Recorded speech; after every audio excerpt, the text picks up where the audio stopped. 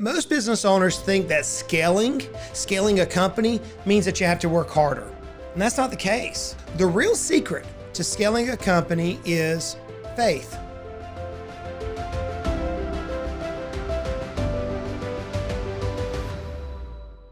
You launched your business on faith.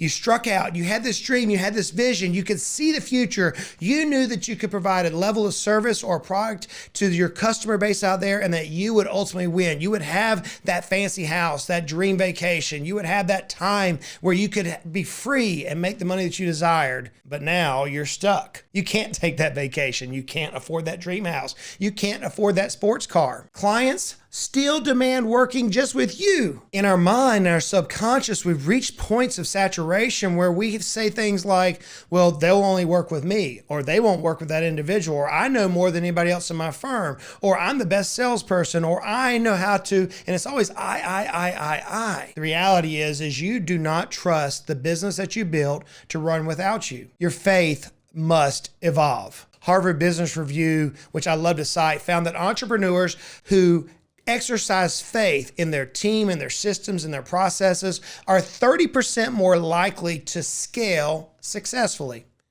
And the reality is, if you don't exercise faith differently, you're going to continue to feel burned out, exhausted. The sad part is that you'll have a business that ultimately collapses. How do we fix this? I love this verse in scripture that says, now faith is the substance of things hoped for, the evidence of things not seen. We can't quite see it, but we know it's there. That's faith. Think about in the early days, what was that faith like when you launched into your business, when you made that acquisition, when you bought that business, and when you founded that business? What was your faith like? You knew what you were capable of, but now it's time to shift. Here's the thing. Working harder will not solve this. You probably have realized that. More than likely, you're exhausted. You've already proven that you can succeed. You built something from the ground up, or you bought a practice or a business and you've made it your own. But now the business is running you. At this stage, the problem is not your work ethic. It's where you're placing your faith.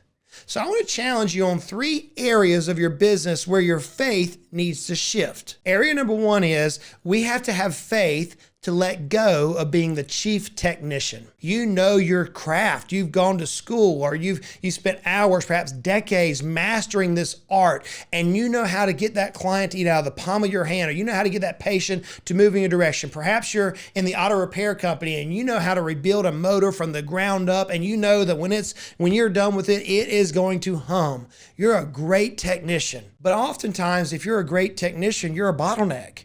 And the business can't scale beyond you. I see it all the time in my own life, in my own journey. I'm a really, really good financial planner, really good. And that's just not bad. It's not being prideful. I'm just being completely transparent. I have financial advisors all around the country come to me and say, hey, Justin, teach me your secrets and your skills. And in my own practice, as I was honing these over decades of trial and error and research and hours upon hours of toil and labor building this particular technical paralysis, there came a point to where I was overwhelmed. And I can remember bringing in a protege and then trying to trust him. And that was stinking hard, man. It was hard, but I realized I wouldn't scale beyond my own capabilities. Michael Gerber, in his famous book, E-Myth Revisited, he teaches this one thing, that business owners have to shift from being the technician to the owner. We have to move ourselves from that technical standpoint in the middle of the organizational chart to the CEO position. Years ago, I was watching Shark Tank. I love watching Shark Tank. I like to see the way they process. I like to see how the guests come on and they pitch their particular idea, their company. And I love to watch how the sharks process and communicate. Now I've got to the point where I can almost ask the question the sharks are going to ask in the episode before they do it. My wife just looks at me sometimes because I like the show. Years ago, I remember watching Barbara in this particular show, and she made this phenomenal, very wise comment to this individual. This individual was a technician, and she saw it. She said, years ago, I was a really good real estate broker. I was a really good agent. I could sell a house to anybody out there. But the problem was I kept hitting the ceiling. I wasn't able to reach my goals, my dreams, my aspiration. It wasn't until I began teaching those around me how to do what I was doing. And as they elevated, I began to relinquish and I moved upline, and then I started making serious money. And the young person at that time, it went right over their head. And I looked at my wife. In that moment, I said, that young entrepreneur missed that. And that was some powerful wisdom that Barbara just shared. May I ask you a question? Are you the chief technician of your business? If you are, at some point, you're going to reach a capacity issue and you're going to go into burnout. May I challenge you to look around? Do you have somebody in your organization that you can begin teaching and tutoring and mentoring them in order to step into your position? May I challenge you to think higher? Think higher in the org chart. Move yourself mentally from the technical standpoint to the owner of the company standpoint. Friends, it's going to require an exercising of faith. Faith that if you move upline, that your teams can handle the technical areas of your business. There's a second shift I want you to consider, and that is this. Shift your faith in that clients will trust your team and not just you. Maybe you don't fall underneath this technical side of things where that you literally have some technical paralysis that no one else has. Maybe you're just the owner. And by title, you feel like your customers, your clients only want to work with you. Years ago, I was consulting a dear friend of mine now, and this contractor in this construction business had this belief. He believed that the homeowner only wanted to work with him and that he couldn't send his foreman to the job site, or he couldn't have his foreman meet with the homeowners and go over some of the areas and find details of the project. And he had this mental block. He honestly thought that the homeowner only wanted to work with him because his name was on the building. If your client relies on you personally, your business has no transferable value. That's a hard thing to stomach. The reality is that if we can build our business where our clients trust the brand and the team through a structured process, then friends, we can build a business that is highly valued. In fact, McKinsey's research shows that companies that build brand-based trust rather than owner-reliant trust sell for 30 to 50% higher in valuations. I'll give you a real-life example. Years ago, I was consulting an attorney. There's one attorney in a practice of 4, and the law firm asked me to help them scale. They were all wanting to make more money, and they didn't quite understand how to break through their glass ceiling they were dealing with.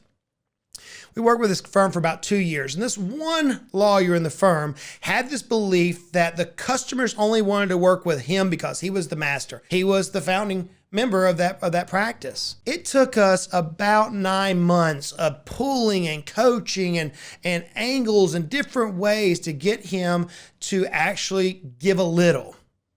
And as he gave a little and allowed the best client of the firm to start working with his associates within the organization and the paralegals and the others within the organization, what happened blew his mind. We were doing customer satisfaction surveys, and as he began releasing, the satisfaction of the customers went up. More importantly, more referrals and better referrals started flowing in.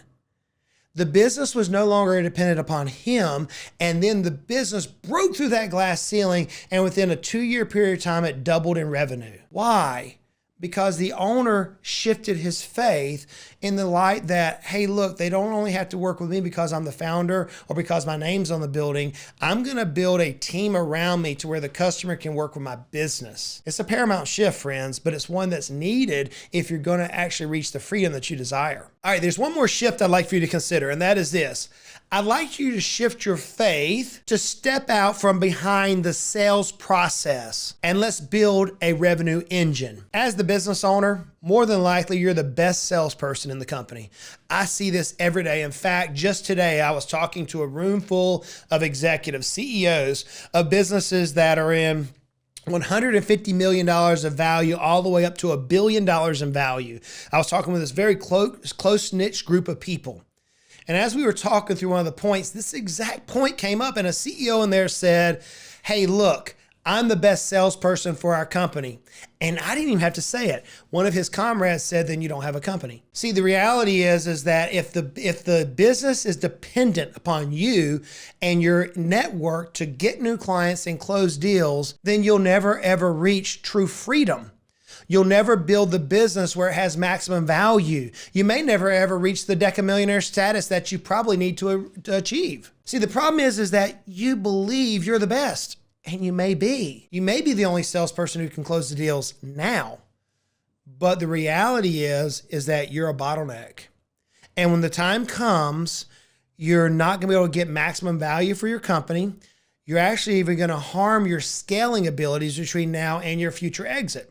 The solution for this is for you to take your acumen, what you have in your head, the art that you might lean into when you're selling a client or a prospect, and place that into a system. Train others, train closers on how to repeat your process. I've seen this many times. In fact, there's a study done by HBR that says entrepreneurs who remove themselves from the sales process and create team-driven processes grow revenue 2 to 3 times faster. Years ago, I was working with a real estate broker who she candidly was closing half the deals herself. And she was hitting a breaking point because people would come in and she would give it out to one of her associates and they couldn't close the deal. And then she would turn around and go back out and close the deal. And half of the revenue was relying upon her versus her associates within her brokerage firm. We spent a year and a half, 2 years pulling all that data out, and we built a process. We took her syntaxes and her metrics and everything that she used that we would call art. We used that and we built a process and we began training others on how to use that process. Her revenue doubled in just over 19 months. It was phenomenal. It was profound. But what it required was for her to shift her faith in the sense that she had to move away from being the chief salesperson to training and holding her team accountable for the sales process. So friends, you had faith. You had it at one point in your life to launch into business, to charge hell with a water pistol, if you will. Faith got you to this point where you're at now, but now may I challenge you to shift your faith from relying upon yourself to relying upon your systems, your team, and your vision. Scaling a business isn't about grinding harder. It's actually about letting go. Friends, you can have freedom. You can reach Deca-Millionaire status. You can have maximum impact, but only and only if you step back and build a business that runs without you. And with that, friends, may I challenge you, go out and make it a great day.